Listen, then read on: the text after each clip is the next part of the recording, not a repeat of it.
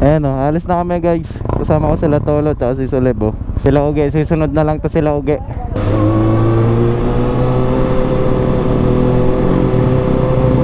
Sila Tolo at si Solebo. Sunod lang daw sila sa amin.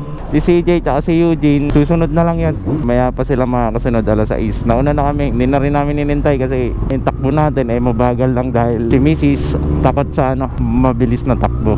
Pagka 70 to 80 may kasama ng yung batok kasi nga ayun at nagagalit siya. Takot siya sa mabilis na takbo Huwag lang sana matraffic para hindi naman tayo masyadong matagalan ng biyahe. Uy, double big pack sana all! Uy, double big pack sana all! Ako bukas meron ako sa... Hey!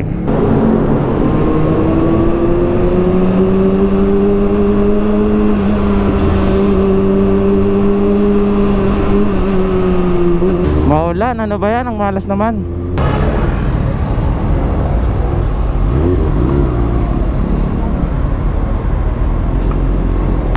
Ano muna tayo dito? Magpatila muna tayo ng konti ng ulan. Alright, let's go.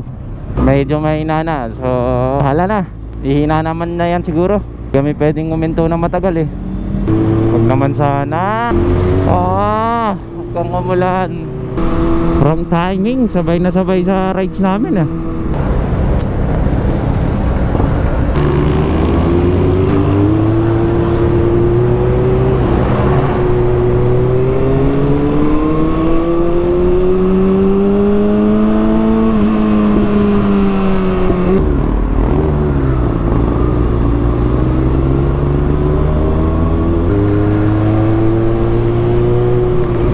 Stopover muna tayong konti.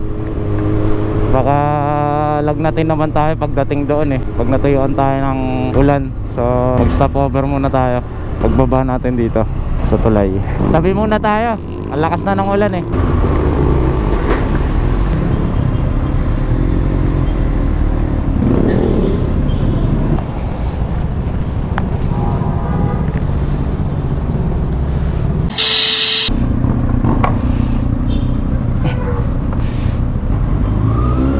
Hawak Tuloy na natin ang biyahe kasi pagka natagalan tayo doon, ako po, sigurado anong oras na tayo makakarating yan. Ilang hirap pagka madulas ang daan, dahan-dahan lang tayo mga tol.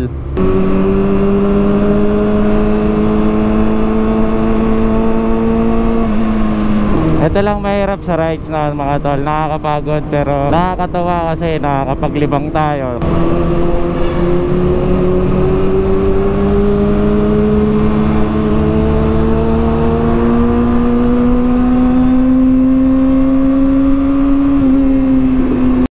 Hindi naman pala nasiraan.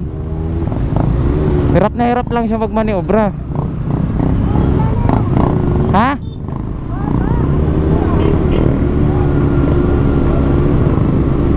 Sila Tolo. Ay.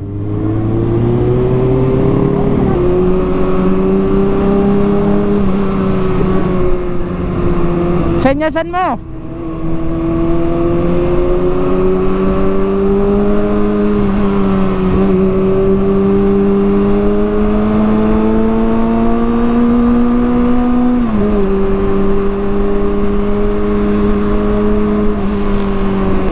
Okay, dito sa stoplight, kakanan tayo.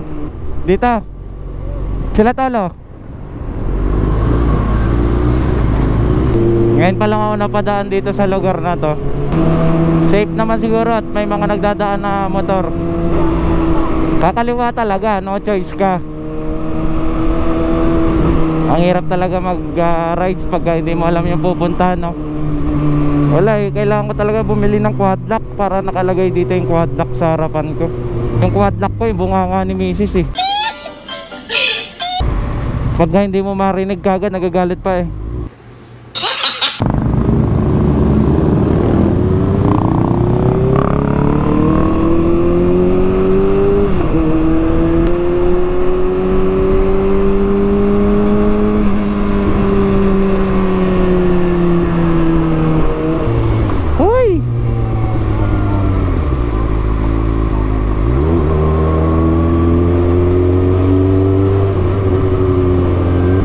basa yung daan, nakakailang.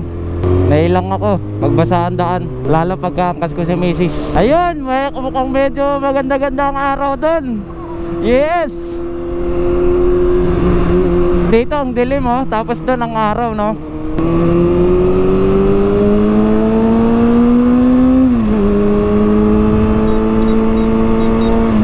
Parang maganda yung daan dito no.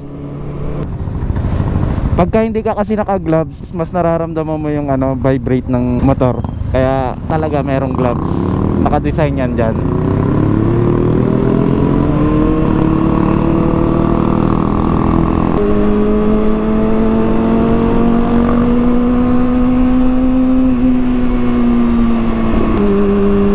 May nangungurot na naman. Ang bagal-bagal pa ng takbo natin eh. Bagay, maganda na rin yung safety. Yung safe tayo, diba? 60 pa nga lang eh. Kinurot na ako, medyo masakit-sakit yung kurot ngayon ah. Oh my God! Parang maganda yung daan dito no, medyo maluwag-luwag. Oh, parang paano na, pasikip na. Uy, ayun na aeroplano. Iniwan ako ng sundo ko.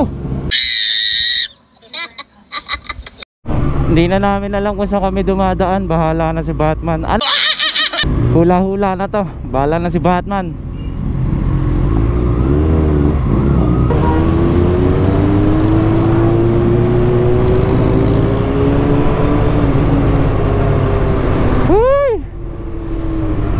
Malayo pa tayo.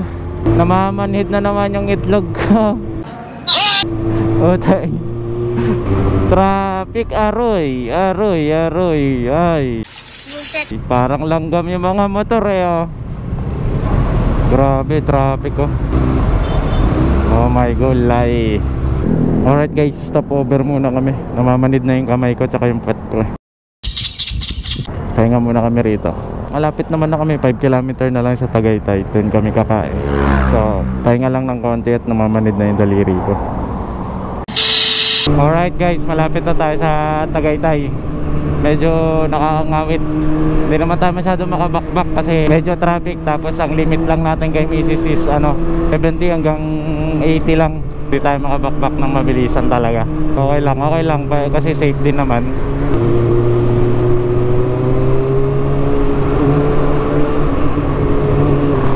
Mag-stop over tayo sa Tagaytay. Nagugutom na si Mrs. Saka yung mga Bayaw. Kain muna para makapagpahinga dahil nakakapagod din at nakakangawit magmotor bago tayo tumuloy sa Batangas. So tara, hanap muna tayo ng makakainan dito sa papuntang Tagaytay. Bahala na kung saan doon. Alright guys, dito na tayo sa Tagaytay. Hahanap lang tayo ng makakainan. Stop over muna kami kasi nagugutom na kami no. And then after namin kumain, syempre pahinga lang ng konti. And then bakbak na naman papuntang Calatagan, Batangas.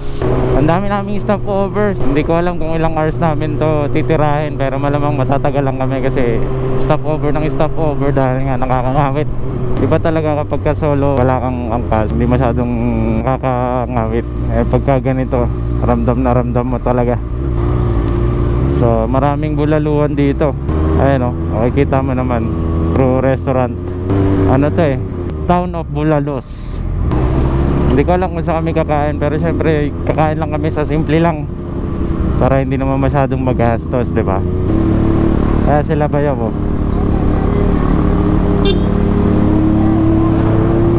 Sabihan mo.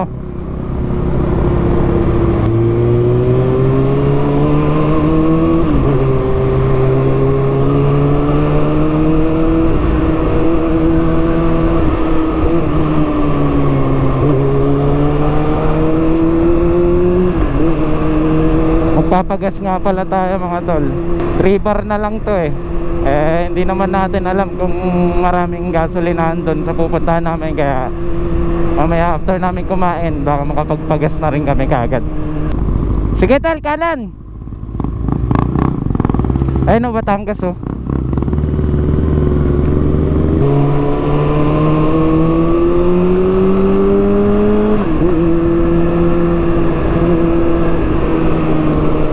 Kaya kami makakarating nito. Dami naming stopover eh. Ganda ng kainan no. Kaliwa! Kaliwa! Magja-Jollibee na lang tayo. Saka na tayo mag Bulalo. Ayun dun, sa Jollibee na lang. Gutom na eh. Dito na tayo mag-stop for. Grabe, ang daan dito.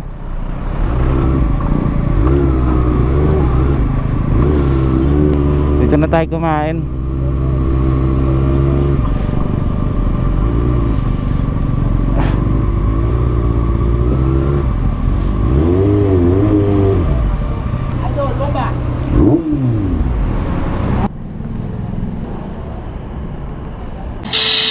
Alright, tara. Tapos na kami kumain, bakbak na ulit. Busog na, pwede na matulog. So ayan, 70 km pa yung aming tatakbuhin. Sana wala ng traffic para kaya na to ng isang oras.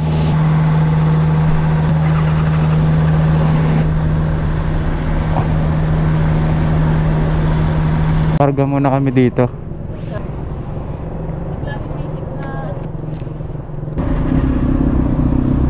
Bakbak na tayo ulit. Nalobat kanina yung GoPro natin, di ko napansin.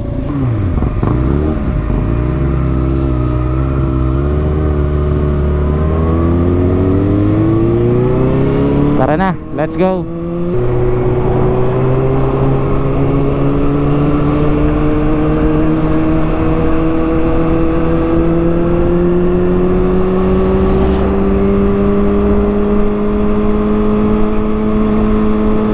Enjoy na lang natin tong rides natin.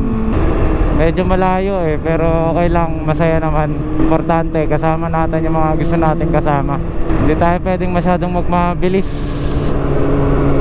Ang tataas ng ilaw nila, hindi ko makita ang daan. Mahina pa naman ang mata natin sa dilim.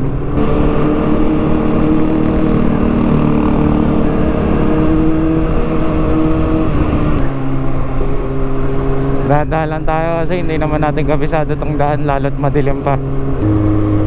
Meron ako taga-kurot dito sa likod eh. Pagka mga takbong 70, okay pa yung kurot, cute pa. Pag tumaas na ng 70, medyo masakit na. O dito, maraming baka dito oh. Ayan oh, tindahan ng mga bulalo baka dito. Ingatan niyo po kami, ama. Sana makarating po kami ng matiwasay at kumpleto ang aming katawan. Gabayan niyo po kami. Napakadilim po ng daan. Naway wala pong mangyaring disgrasya, pati po sa mga kasama namin na susunod sa amin. Talay, narurat na ni Tolo. Nababagalan na si Tolo sa atin eh. Panay kurot ka kasi sa atin eh.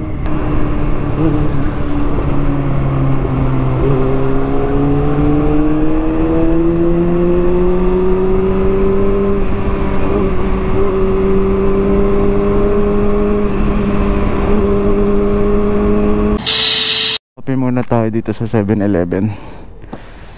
Antok na yata si boss eh. Kape muna tayo. Alright guys, walk back na tayo ulit. Malapit na kami, 8 km na lang daw eh. Kaya malapit na tayo talaga. Chill ride na lang tayo para safe. At hindi naman natin masyadong kabisado ang daan dito. Silooban na to eh.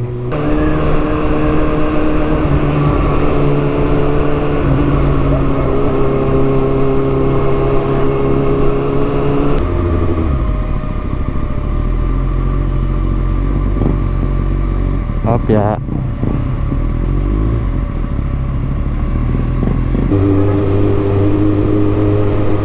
Ganitong oras talaga masarap mag-rides, no? Hindi masyadong nakakapagod kasi malamig. Pero nakakapagod pa rin kasi malayo. Unlike nung nakaraang biyahe namin, napakainit. Talagang pagka-uwi namin sa bahay hapong-hapo talaga eh. Casobe, eto pala oh, Casobe Beach Resort. Dami palang resort dito. Casobe, wala akong pera. Kaya hindi na ako sama. Kaliwa kanan.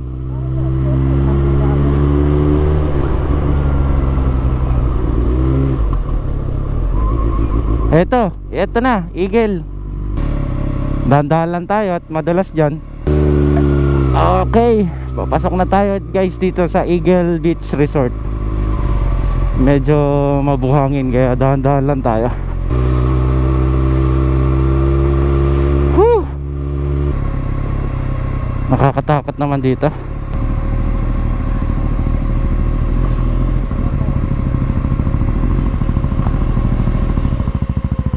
Kayo po ba yung kachat namin? Ha? Kay ano po, kay Lucy? Ha? Saan kami pwede mag-park, kuya? Doon? Alright. Balik. Baba ka na muna sa lift para hindi na mahirapan si ano. Alright guys, nandito na kami. Magpa-park na lang ako.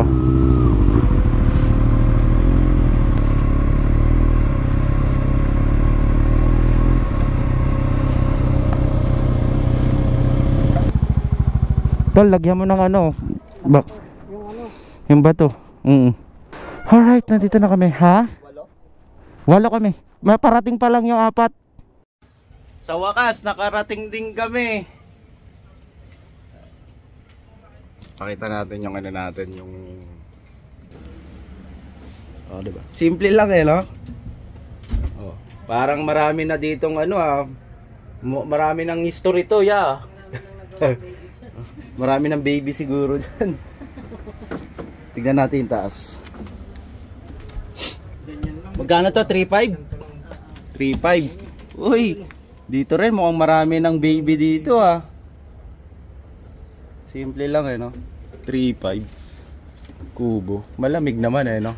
Pwede na. Ito buwangan tingnan puti. Ito aircon namin.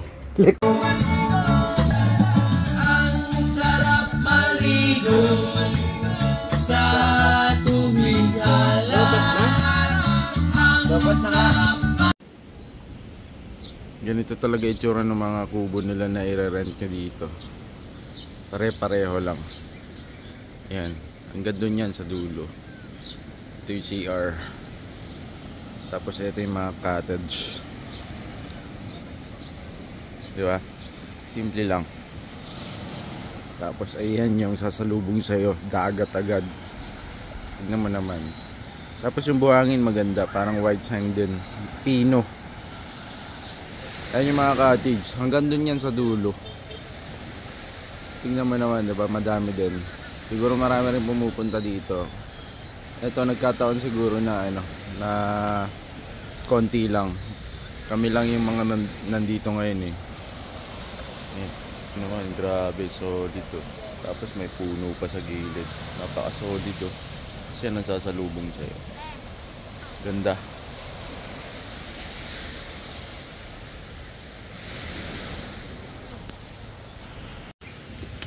Kape. Kape muna tayo. Sa basong stainless. Let's eat. Kaya kanyang bago. Ano to mga to? Ang ganyan sa baboy.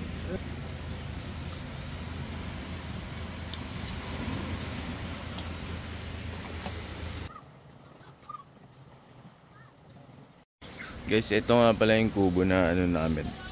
Ayan, 3.5 lang yan, kubo na yan. Diba?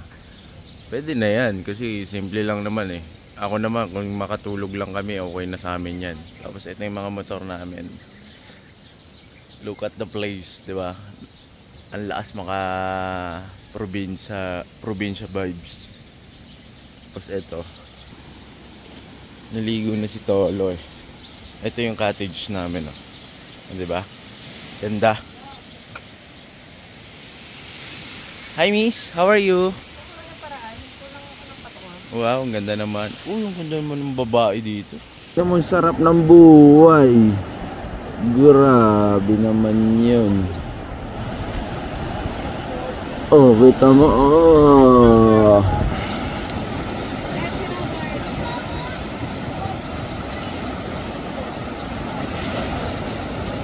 Sarap ng buhay. Pakaway-kaway lang.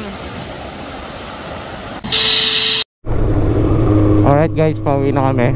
Sabay-sabay na kami umuwi para makakain kami lahat sa Tagaytay. Ilibre muna natin sila sa Tagaytay. Parang uulan pa nga eh.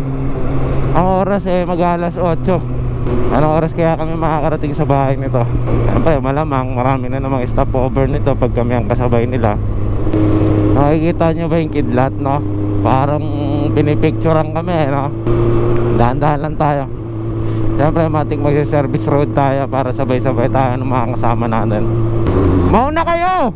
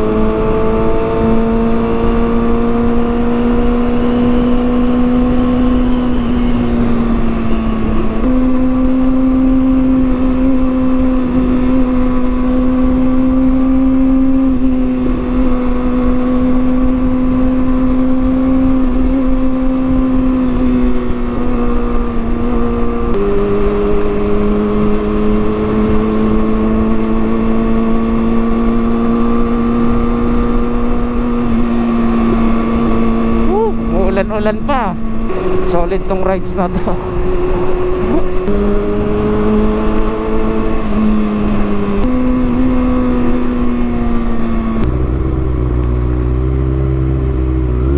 Saan tayo hinto? Hanap ka ng mahihinto na maganda.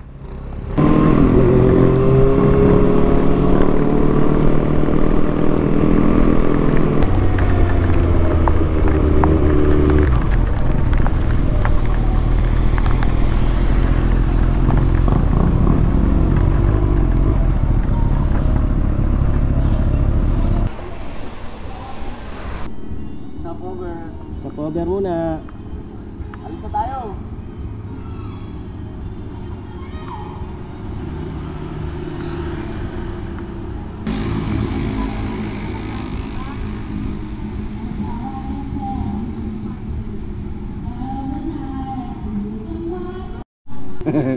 Basag.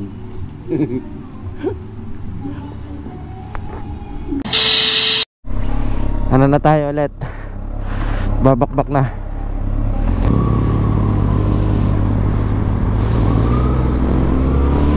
Kahit umuulan-ulan eh, dumiretso na kami. May hina naman na. Sayang ang oras eh. Pero dahan-dahan lang naman kami. Sabihan ko naman sila magdahan-dahan lang kasi basa ang daan. Hindi pwedeng bumakbak na ang na ito. Mabilisan yung ganitong kadulas. Mahirap na. Maganda na yung nag-iingat. Papagas nga pala kami sa pinakamalapit na gasolinahan para hanggang Quezon City na. Medyo umuulan-ulan pa ng konti, pero konti na lang. Kaya lang kung pag tumatakbo ka, syempre ramdam mo pa rin yung pitik ng ulan.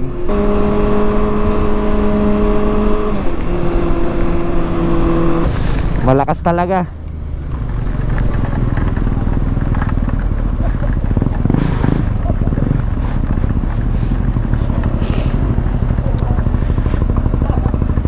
Mapapa-stop over ka talaga.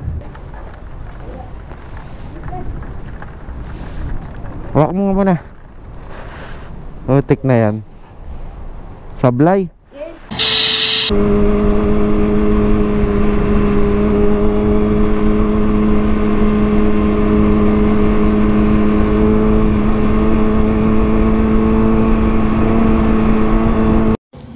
Stop over. Pa-vulcanize lang si Uge. Naplatan eh. Stop over muna kami. Alright guys, bakbak na naman kami. Natigilan lang kami kasi naplatan si Eugene eh. So, tumigil muna kami para sabay-sabay kaming umuwi. Si Tolo nauna, nandun na sa Twin Lake. Hinihintay kami. Hindi niya kasi alam na naplatan si Uge. Nagdare-diretso siya. Pero hinihintay niya kami dun sa Twin Lake, Tagaytay. Dito na kami sa Tagaytay. So probably mga 12 nandun na kami sa bahay. 2 hours lang siguro to. Kaya na to or Kung sa takbo namin 2 hours yan. Medyo mabagal lang kasi syempre safety first tayo kasi kanina grabe yung yung disgrasya, patay yung 2 lalaki, durog yung yung motor. Kaya ingat tayo, mahirap na. Ayun na sila. Hindi na si Tolo, hintayin lang natin. Okay. Saan tayo magkakain? Muna na kayo. Kayo pupunta namin. Pero walang ikot-ikot. Ha? Walang ikot-ikot. Walang ikot-ikot. Magpit-pit ka na lang kung kakaliwa ka kanan na. Kung meron. At saan ba? Dito. Eh baka may... Kahit saan? Oo. Let's go!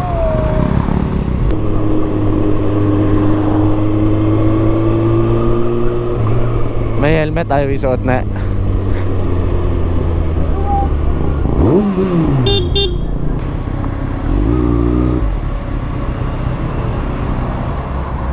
Kain muna tayo, tol, para dire-diretso yung biyahe natin. Kain muna tayo dito sa Paterno's Bulaluan.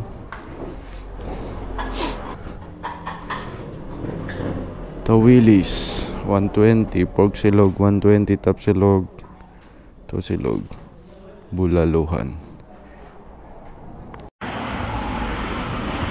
Stop over muna kami guys dito sa Tagaytay. Yan. Ayan yung mga motor namin Park muna kami sa gilid. Yan. Kain muna kami dito sa Paterno's Bulaluhan. Waiting kami. Niluluto lang yung namin order.